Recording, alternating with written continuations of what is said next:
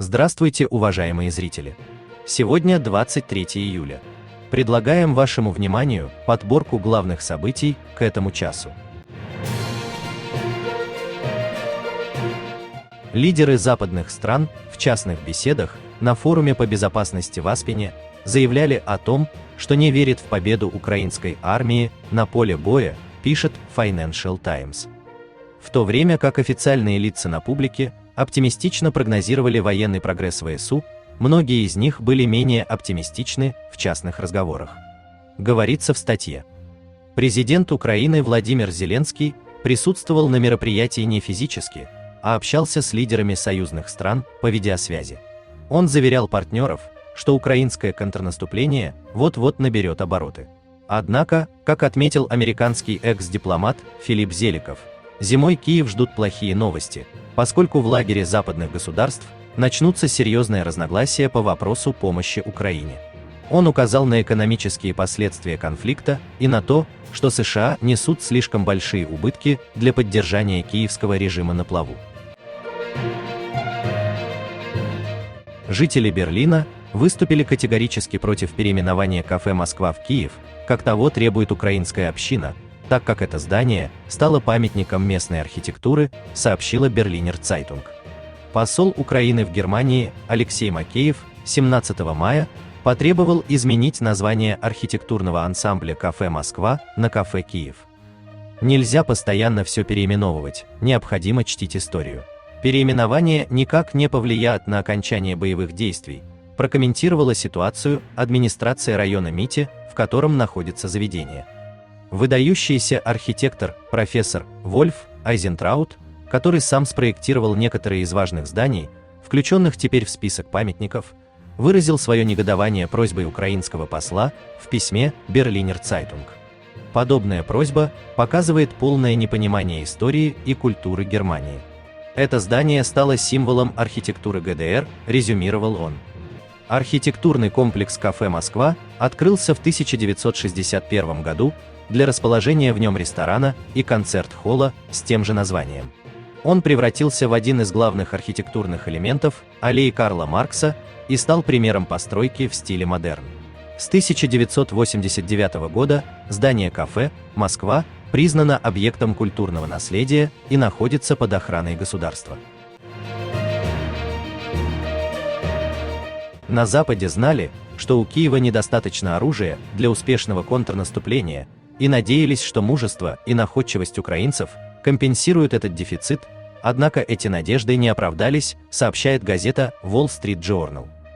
В конце июня в Пентагоне заявляли, что изначально понимали, каким тяжелым будет контрнаступление Украины, однако считают, что необходимое вооружение у Киева есть.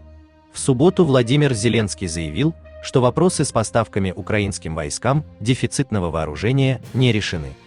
Западные военные чиновники знали, что у Киева нет всей подготовки и оружия, которые ему нужны, чтобы вытеснить российские войска.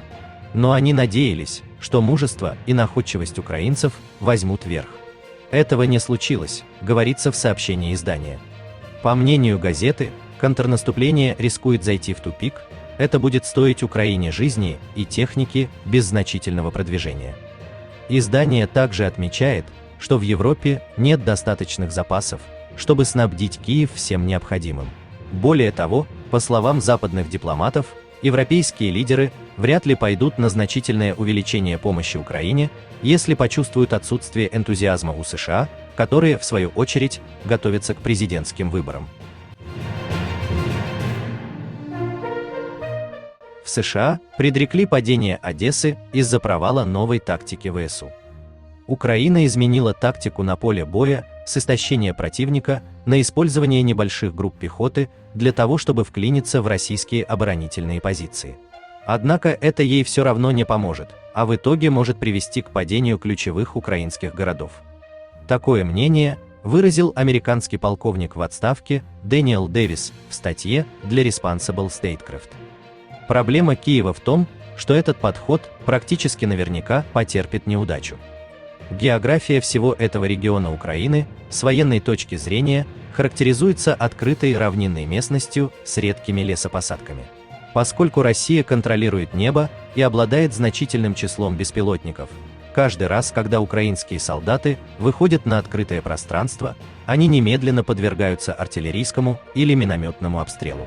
Если какая-либо бронетехника движется на открытой местности, она также быстро уничтожается, указал эксперт. Украинские войска, по словам аналитика, не достигли и не могут достичь ни одной из поставленных тактических целей ввиду отсутствия человеческих ресурсов и инфраструктуры, необходимых для успеха. Дэвис добавил, что как бы неприятно это не звучало для сторонников Украины, самым разумным решением Киева является начало переговоров, которые могут сохранить остатки украинской свободы и территории. Даже это не является гарантией успеха, но чем дольше Украина будет медлить с поиском такого решения, тем больше шансов, что Россия продолжит наращивать силы, чтобы начать собственное наступление этим летом или осенью, возможно, захватив даже Харьков или Одессу, заключил эксперт. В Стрельне начались переговоры Путина и Лукашенко. В Стрельне начались переговоры президента России Владимира Путина и его белорусского коллеги Александра Лукашенко, сообщил корреспондент РИА Новости. «Я кое-какие планы свои изменил, можем 1,5-2 дня провести», сказал Путин, начиная встречу. Переговоры проходят в Константиновском дворце, расположенном в Стрельне под Санкт-Петербургом. Ожидается, что лидеры обсудят актуальные вопросы дальнейшего развития российско-белорусских отношений, стратегического партнерства и союзничества, а также интеграционного взаимодействия в рамках союзного государства. В свою очередь, близкий к пресс-службе главы белорусского государства Телеграм-канал Пул Первого сообщил, что Лукашенко и Путин приехали в Константиновский дворец на переговоры вместе. В материале канала отмечается, что встреча президентов проходит без галстуков. В последний раз Путин и Лукашенко встречались в Сочи 9 июня. Саммит прошел в неформальной обстановке в резиденции российского президента Бочаров-Ручей. Президент России Владимир Путин на переговорах со своим белорусским коллегой Александром Лукашенко заявил, что контрнаступление вооруженных сил Украины оказалось провалено. «Контрнаступления нет», сказал президент Белоруссии Александр Лукашенко на переговорах с президентом России.